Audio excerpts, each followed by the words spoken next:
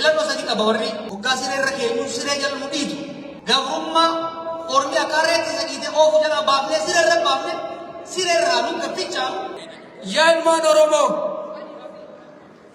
jallatamaan qabsaayaan abbaan qabsoo Oromoo Jawaar Mohaammed abbaa akka kana jiru yeroo tokko kaatanii akka naasimattan kabajaan isin gaafatu ulfaataa galatooma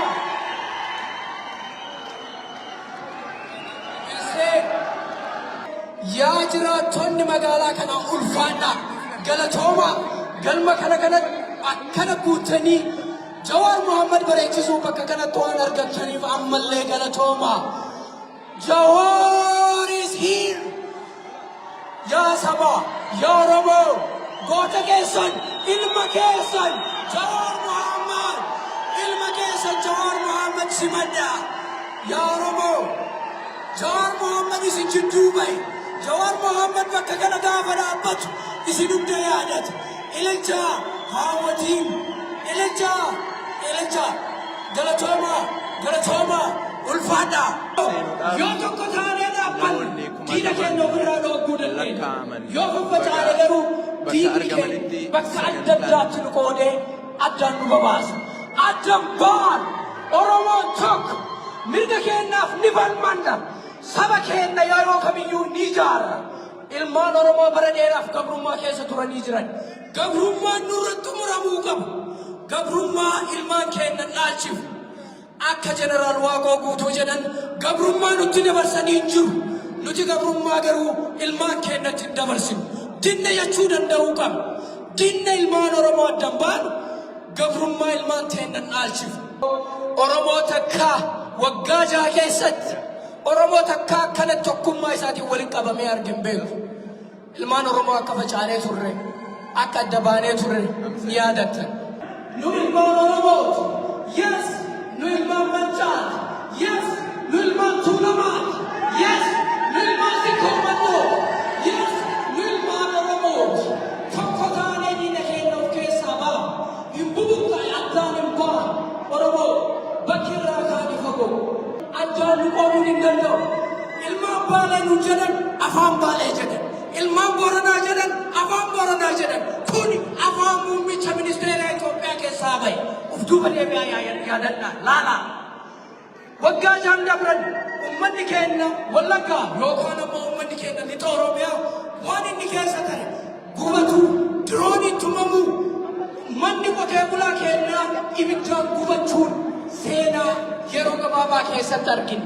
Kun namoota tokko lolli duraan jalqabe lola Tigraayitti fakkaata. Garuu miti lolli guddaan Oromiyaa irraa ka'e. Ilmaan Oromoo duuba deebisuuf ilmaan Oromoo haala adda addaatiin gabrummaa keessa seensisuu irraa ka'e. Kun yaada tokko, kun jaalala sararamee dubbatamuu qaba. Kana immoo ofirraa dhaabuu tokkummaa. Assalaamu alaikum warahmatullahi wabarakatuh. Sila gaafillee qaba. Ani masjiida yoo isinii guure jannata seentan jedhin guuru. Amma Jawaar yoo jiran jannata seen barbaadde jedhin guuru bakka jedhin. Kanaafuu Jawaar Mohaammed jannata sana. Amin jettanii? Akka asii waliin qabnee irratti jannata isa waliin qabu. Yoo asii baanu milki haa baanu. Warra Rabbi jaalatu nu haa dubbachiisu, warra Rabbi jaalatu nu haa jajjiisu. Jawaar diddaa gabrummaa uummata Oromooti akkasuma akkasii miti. Kitaabni humbar rakkoo ta'e, qooqaa ta'e waan nuti keessa jiru.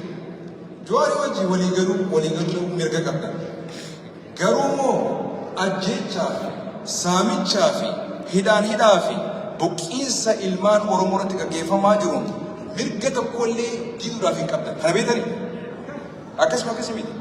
Jawaar walii dhuunfaadhaan waliigaluuf mirga guutuu qabdan. Garuu wantoota inni jechaa jiru yeroo ammaa kana keessatti saamichi Oromoo irraa dhaabbatu, saamichi uummata Itoophiyaa irraa dhaabbatu, sabaa sabummoota irraa dhaabbatu, ajjeechaan haa dhaabbatu, kijibni haa dhaabbatu, soomni haa dhaabbatu. Kana jechaa jira. Kana rabbii kana bira dhaabbatu, of bira dhaabbatu, Jawaar bira dhaabbatu, of bira dhaabbatu. daggala mataa isaanii miti kan oofaa jiru. Bilisa baasaa sabaati, diddaa gabrummaati. Wanni inni dubbachaa jiru. Kanaaf sagalee uummata hin qabneef sagalee haalaa. Bargaazaa keessatti hundinuu himaa ture ajjechaa deemaa ture Itoophiyaa keessatti. Mormii deemaa jiru garuu sagalee haala ju'aa. Dila argaa amata jajjabeessee deemaa ture yoo waliin dhufe akkanatti. Dhugaa walitti rabbiin keessatti yaadachisa. Rabbiin hundi isaa fayyaa barbaadu. Isni as waliin qabamtan osoo duraan jirtan osoo gartan biyyattii keessatti kan miidhaginaa. Uummanni biyya keenya nagaa bombee nagaa garuu dhiyaatamuuf namni kun akka jadda akka jira. Akka booltan. It's good to be back home.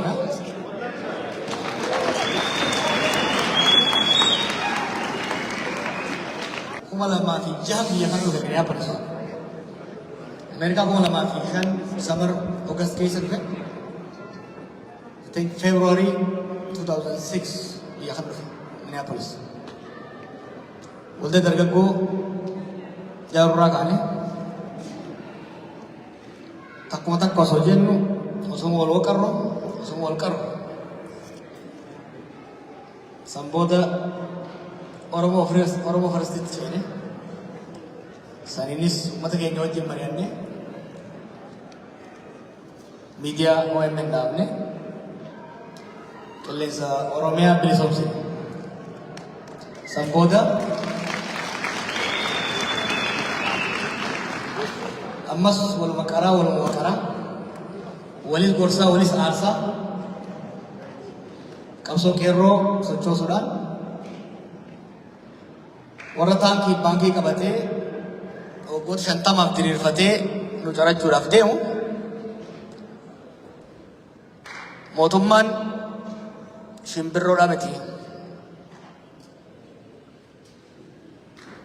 wacaa fi wacaafaadhaan hin buutu irra jiru amma ta'u keessatti wacaa fi wacaafaadhaan lafaan geenye jechuudha.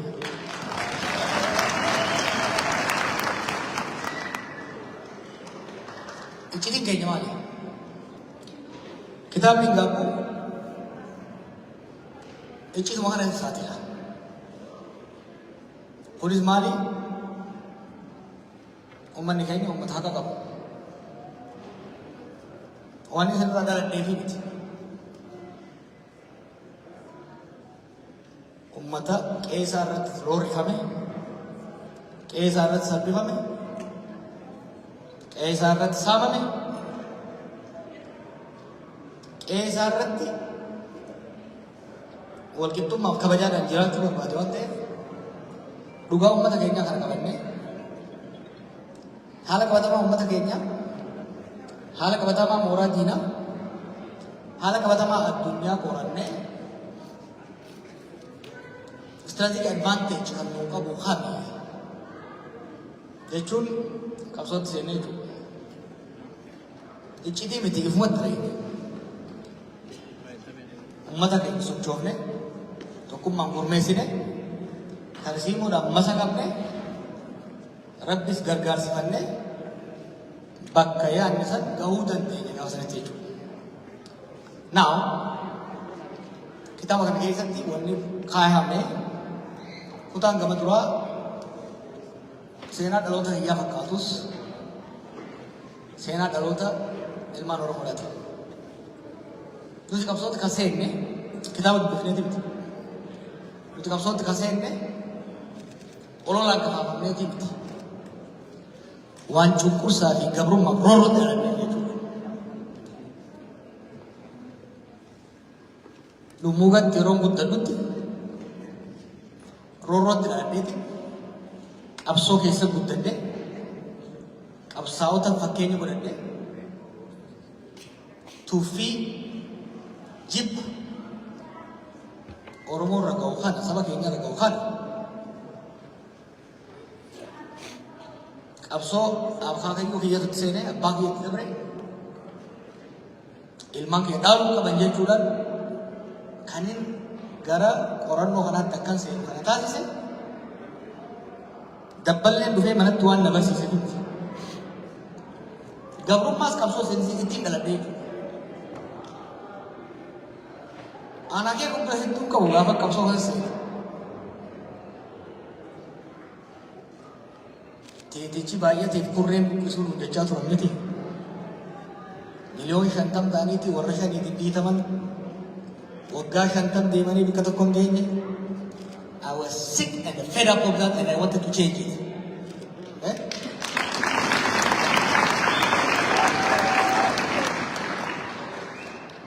Gaafasis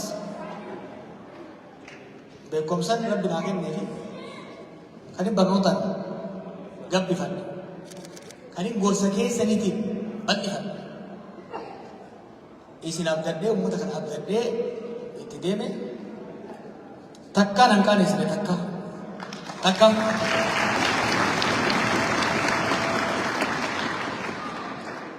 anillee wayin takka isin qaanesseere edaayi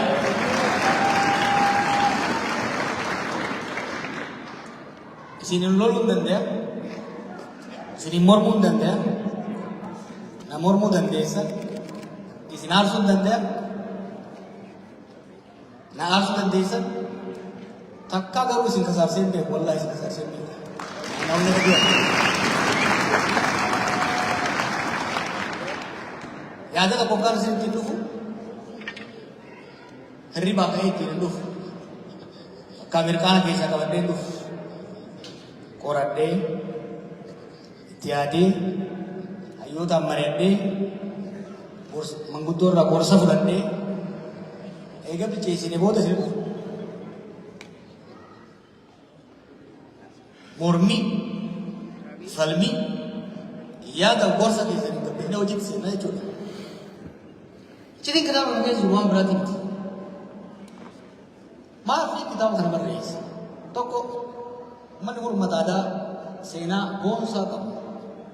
Garuu oral society waan ta'eef barreeffachuu isaa gaariidha. Baabashaatoo irraa kaasee warri as keessa jirtan gameeyyiin qabsoo kana seenaan ta'e osoo barreeffamte kitaaba kanaa 5 ol baati.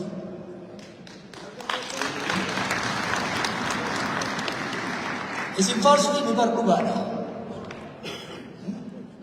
Baadiyyaa irraa kaanee dhiitamaa, dhiibamaa, qabsoo seenne, dhiibamne, Somaalee seenne, bishaan san qaxxaamurre, Yamaniin goone, Saawudiin goone, Xaaliyaaniin goone, Kaanadaa dhufne, Ameerikaa dhufne. Isaan loomu joorni. Seenaan mataa keessanii seenaa uummata Oromoodhaati. Seenaa nama qaanessullee miti seenaa qabsoodhaati beekama. Seenaa qabsoodhaati. Kanaaf kan hin barreesse namni keenya akka barreessu barbaada. Lammataa wanni baroota 2013 hanga 2018 hojjetame seenaa addunyaatti waan galmaa'uu qabu waan beekamu qabu. Bakka dhugaan qorannoon qabsoo wal ta'anii injifannoo itti agarsiisanidha jechuudha. Kana immoo ka Oromoodhaaf fedhii hin qabne ka Oromoo mataa keessa waqaree hamilee isaa cabsu fedhu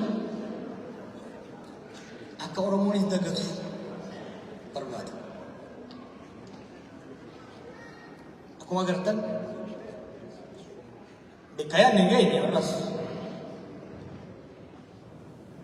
bilisummaa dhugaa ka gammadaan akka gammadaan mirgi isaa kabajamu ka Oromoon akka Oromootti mirgi abbaa biyyummaa isaa kabajamu ka sabaaf sablammii wajjin wal qixa ta'ee ittiin jiraatu guutuutti hin galmoo'in bakka hin geenye. Haa ta'u immoo sirna abbaa lafaa jala hin jiru immoo sirna abbaa lafaa kan namaaf laftinis namaaf lafti Oromootis qabeenya alagaa taasisan jala jiru jechuudha. Waggaa 50 keessatti hin shubbu suutaas yoo deemne hoggaa deemnu yoo gatattiranne kuufnee lafatti dhabne daaraa dhaqqabne kaanee waggaa 50 keessatti jijjiirama gurguddaa fidnee jechuudha. Kun ittiin boonuu qabu. Abboota keenya irraa kaasee, afran qolloo irraa kaasee, sochii baalee irraa kaasee, sochii lixa Oromiyaa irraa kaasee sochii Machaa Oromiyaa irraa kaasee hanga qabsoo qeerrootitti wanti keessa barra walaa qabdi. Ittillee mul'ooyne qabsoo saboota addunyaa mudatu hanga takka deemee hanga takka gochuu waan jiru. Gufachuun dhiirummaa. Gufatanii lafatti hafuudhaatu harummaa.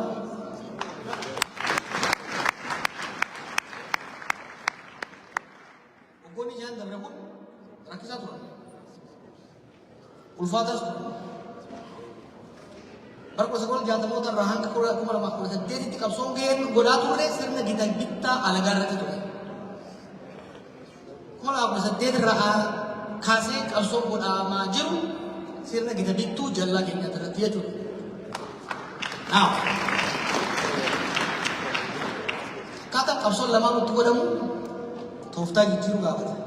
Tarsiimoo jijjiiruu gaafata. Kaayyoo jijjiiruu garuu gaafata. Kaayyoon Oromoo mirga abbaa biyyummaa isaa kabachiisaa jiru. Eenyummaa isaatiin boonee kabajamee jechuudha. Qabeenya isaa irratti dalagatee hiyyummaa keessaa bahu saamicha irraa dhaabbachuu. Kan ammoo walitti qindeessuudhaaf mootummaa inni filatee seera fi tumateen Oromiyaa itti bulchu Itoophiyaa immoo sabaaf sablammoota wajjin buluudha. Kana galmaan gahuudhaaf amni guddaan yoo xiqqaate tuussarra ta'u deemamee jira. Kaafe bakkaan gahuudhaaf amma immoo haara galfattanii moggaasati. Right? Biyya dheeytan maatis gaafattan qamaatan bashannantanii amma qabattoo jabeeffachuun ammaa jechuudha.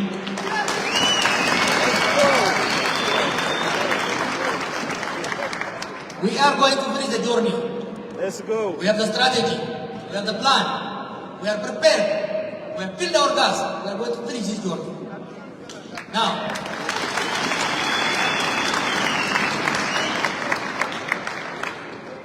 kaleessa gaafa dardara tiyooriidhaan baranne Itoophiyaa fi Oromiyaa fagoodhaan ilaallu hojjannee itti dhiquu. Arrabnu gaafaarrii qabu. Gaafa Itoophiyaa dhaynee harkaan qaqqabannee hidhamnee macarooshii keessaa agarree sirriitti hubannutti. Gaafa sirna bittaa alagaa irraa buufnee jallatus, doofatus, hatus, badaa ta'us keenya keessa dhaynatti. Hojiin akka kaleessa hin ulfaatu. Filannoo sadii qaba warri jallaan gaangoo irra keenye hoggaa siree irra keenyu siree jala nu dhiitu. Gabrummaa ormi akka reetti isa dhiite oofu jalaa baafnee siree irra baafne siree irraa nu gaffichaa siree irraa gadi bu'ee mana Oromoodhaan jiru. Baanki alagaa irraa fuunee harka isaa keenyaan diroonii bitee qabalee keessatti mana hiyyeessaa gubu carraa sadii qaba. Yoo Rabbiin barsiisee qalbii horatee karaa deebi'u. Natti hin fakkaatu isin du'aa itti godhaa. Kalammataa warri marsee taa'u kan isa waliin ol baafne fala itti godhee wajjin kufuu manna hin bararu. Sadaffaa walitti hataayamanii dastbiinii keessatti kufuudha jechuudha.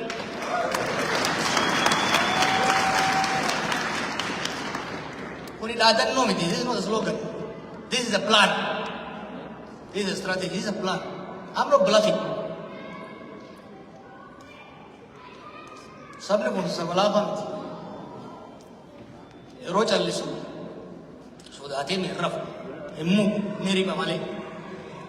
Hoggaa lama sadiif reebnee garuu hin rafne dalagaa turre jechuudha. Hojii hojjechaa turre jechuudha. Qaama keenya madaa'e waan danda'an. Jaarmaa keenya bitaa mirgaan rukutannee lallaaffate deemnee jaarranne. Haala qabatamaa mata keenya biyya keenya naannoo keenya fi addunyaa qorannee tarsiimoo saniin wal gitu baasuu irratti fuulleffannee jiru. Sanamma xumurree hojiitti seennee jirra. Hojii kanas isin dammaysuudhaan diina rifachiisuudhaan eegallee jechuudha. Itti milkooyne moo? Marsaa itti aanu wal gorfachuu, wal qajeelfachuu, tarsiimoo lafa keenya irratti mari'achuuf bilcheeffachuutti deemna. Marsaa sadaffaatti hojii galmaan ga'utti deemna. Look, sirni amma jirtu hedduu nama cinqitu. Itti dhiisanuu ni kufti. Our concern, fuulleffannaan keenya is about post-Abiy Ethiopia. It's about post-Abiy Oromia.